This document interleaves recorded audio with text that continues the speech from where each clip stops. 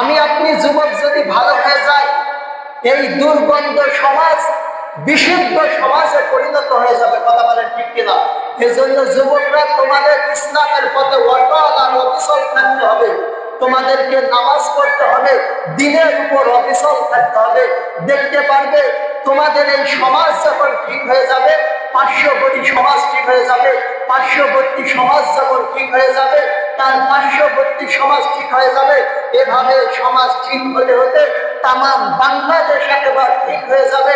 এই বাংলাদেশ যখন ঠিক হয়ে যাবে, আস্তে আস্তে দিনের দাওয়াত দিতে দিতে, দিনের পথে আসতে আসতে তাম পৃথিবীর বুকে একদিন ইসলামের কথাটা উদ্দিন হবে। কথা বলেন ঠিক কিনা?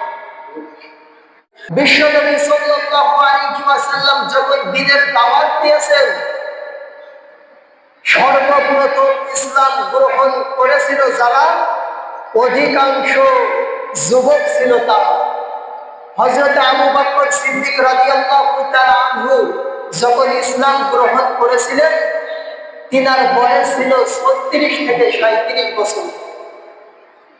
হযরত ওমর রাদিয়াল্লাহু তাআলা আনহু যখন ইসলাম গ্রহণ করেছিলেন, তার বয়স ছিল মাত্র 26 বছর। হযরত আলী রাদিয়াল্লাহু তাআলা আনহু যখন ইসলাম গ্রহণ করেছিলেন, তার বয়স ছিল মাত্র 8 বছর। তরুণ টাটকা যুবক ছিলেন। যায়েদ ইবনে হারেসা রাদিয়াল্লাহু তাআলা আনহু যখন ইসলাম গ্রহণ করেছিলেন, তার বয়স ছিল মাত্র 20 বছর। আব্দুর রহমান ইবনে আউফ রাদিয়াল্লাহু তাআলা আনহু যখন ইসলাম গ্রহণ করেছিলেন, তার বয়স ছিল মাত্র 20 বছর। তাহলে সর্বপ্রথম ইসলাম গ্রহণ করেছিল যারা, অধিকাংশ যুবক ছিল তারা। যখন নরমাল ইসলাম দুর্বল ছিল, ইসলামকে শক্ত করার জন্য এই যুবকরা তাদের বুকের তাজা রক্ত ঢেলে দিয়ে ইসলামকে শক্ত করেছে। কথা বলেন ঠিক কিনা? সেই যুবক আমিও আত্মীয়, কিন্তু আমার আপনার দ্বারা এই সমাজের দুর্গন্ধ বাতাস আমরা বিশুদ্ধ করতে পারি না। আজ আমরা যুবকগুলো বিভিন্ন অন্যায় কাজে আমরা ব্যস্ত। আমরা সমস্ত দিকে সময় দিতে পারি, কিন্তু রব্বুল আলামিনের সময় আমরা দিতে পারি না। কথা বলেন ঠিক কিনা? আমি আপনি যুবক যদি ভালো হয়ে যাই, এই দুর্গন্ধ সমাজ বিশুদ্ধ সমাজে পরিণত হয়ে যাবে। কথা বলেন ঠিক কিনা? এজন্য যুবকরা তোমাদের ইসলামের পথে অটল আর অবিচল থাকতে হবে। তোমাদেরকে নামাজ পড়তে হবে, দিনের উপর অবিচল থাকতে হবে। দেখতে পারবে তোমাদের এই সমাজ যখন ঠিক হয়ে যাবে, পার্শ্ববর্তী সমাজ ঠিক হয়ে যাবে। পার্শ্ববর্তী সমাজ যখন ঠিক হয়ে যাবে, তার পার্শ্ববর্তী সমাজ ঠিক হয়ে যাবে। এভাবে সমাজ ঠিক হতে হতে তাম বাংলাদেশ একেবারে ঠিক হয়ে যাবে। এই বাংলাদেশ যখন ঠিক হয়ে যাবে, আস্তে আস্তে দিনের দাওয়াত দিতে দিতে, দিনের পথে আসতে আসতে তাম পৃথিবীর বুকে একদিন ইসলামের কথাটা উদ্দিন হবে। কথা বলেন ঠিক কিনা? এই জন্য যুবক তোমাদেরকে ইসলামের পথে অটল আর অবিচল থাকতে হবে। বদরের যুদ্ধের কথা আমরা শুনেছি। ইসলামের সর্বপ্রথম যুদ্ধ হলো বদরের যুদ্ধ। এই যুদ্ধে মুসলমানদের সংখ্যা কত ছিল বলেন তো? 313 জন। আর কাফেরদের সংখ্যা ছিল 1000 সশস্ত্র বাহিনী। এই বাহিনীকে দেখে কি মুসলমান ভয় পেয়েছিল নাকি? পাই নাই। এই জন্য কঠিন ছিল নাকি বদরের যুদ্ধ? না, বদরের যুদ্ধ এই জন্য কঠিন ছিল যে সন্তান ইসলাম গ্রহণ করেছে, কিন্তু পিতা ইসলাম গ্রহণ করে নাই। ভাতিজা ইসলাম গ্রহণ করেছে, কিন্তু চাচা ইসলাম গ্রহণ করে নাই। এই জিহাদের ময়দান, বদরের যুদ্ধে, বদরের ময়দানে মুখোমুখি হয়েছে সন্তান আর পিতা। বদরের যুদ্ধে মুখোমুখি হয়েছে ভাতিজা আর চাচা। এই জন্য সবচাইতে ভয়ানক আর কঠিন ছিল। নিজেদের আত্মীয়র মধ্যে লড়াই করতে শুরু করল। সম্মানিত প্রিয় হাজিরিন, যখন স্পষ্টভাবে এই দৃশ্যটা রাসূল সাল্লাল্লাহু আলাইহি ওয়াসাল্লামের চোখের সামনে ভাসতে শুরু করলো, রাসূল সাল্লাল্লাহু আলাইহি ওয়াসাল্লাম টেনশনে পড়ে গেলেন। পুত্র হয়ে কিভাবে পিতার সাথে লড়াই করবে, ভাতিজা হয়ে কিভাবে চাচার সাথে লড়াই করবে। বিশ্বনবী সাল্লাল্লাহু আলাইহি ওয়াসাল্লামের মন খারাপ।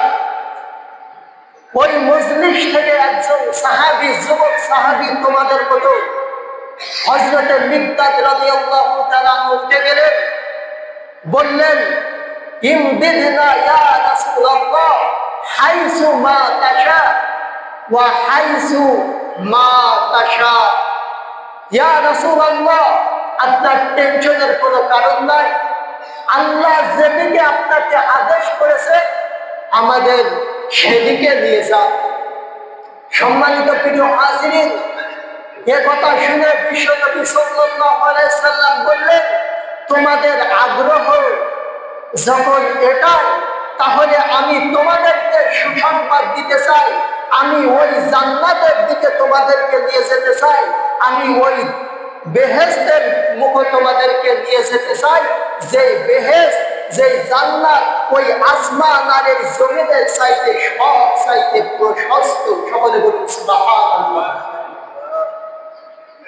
যখন এই তথ্যটা, এই কথাটা সমস্ত সাহাবীদের মধ্যে ছড়িয়ে গেল, ওই মজলিসের ভিতরে একজন আনসার সাহাবী ছিলেন, হযরতে উমাইর ইবনে হাম্মাম রাদিয়াল্লাহু তাআলা, একজন তকবকে যুবক। তিনি খেজুর খাচ্ছিলেন। যখন শুনতে পেলেন জিহাদ করলে যদি আমি মারা যাই, তাহলে ওই আসমান আর এই জমিনের চাইতে অনেক প্রশস্ত জান্নাত আমি পেতে থাকবো,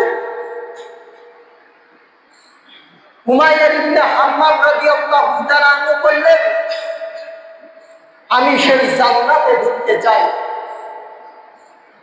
তিনি যে খেজুর খাচ্ছিলেন, ওই খেজুর হাত থেকে ছুঁড়ে মারলেন।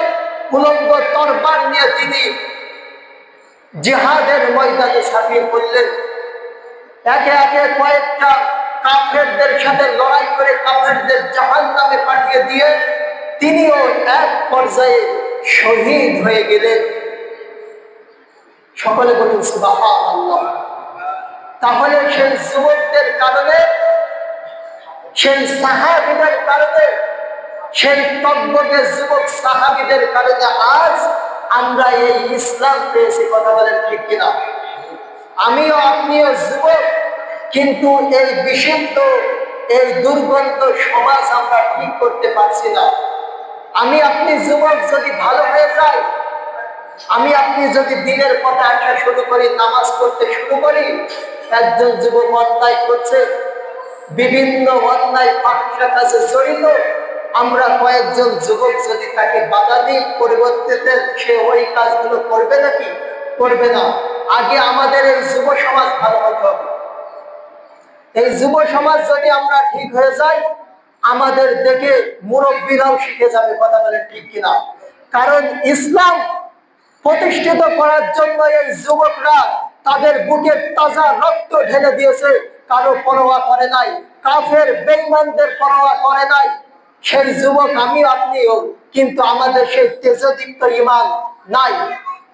আমাদের ঈমানকে শক্ত করতে হলে আমাদের 5 ওয়াক্ত নামাজ আদায় করতে হবে। এই নামাজ যখন আপনি পড়বেন, সমস্ত অন্যায় ফাহশা কাজ থেকে এই নামাজ আপনাকে বিরত রাখবে। সকল বলেন সুবহানাল্লাহ। তাহলে যুবকরা, ইসলামের পথে আসা যাবে কি? 5 ওয়াক্ত নামাজ পড়া যাবে কি? তোমরা যদি ঠিক হয়ে যাও, এই দুর্গন্ধ সমাজ ঠিক হয়ে যাবে। তোমরা যেটাই সিদ্ধান্ত নিবে, এই সমাজ শুনতে বাধ্য। তোমরা যদি ঠিক হয়ে যাও, পরবর্তী সমাজ, পরবর্তী প্রজন্ম যারা আসবে, তারাও তোমাদেরকে মডেল বানাবে। কথা বলেন ঠিক কিনা? এই জন্য আগে আমাদের যুব সমাজ ঠিক হতে হবে। আজকে যে কথাগুলো বললাম, এক হলো কারো নিয়ে হাসি তামাশা ঠাট্টা আর বিদ্রুপ করা যাবে না।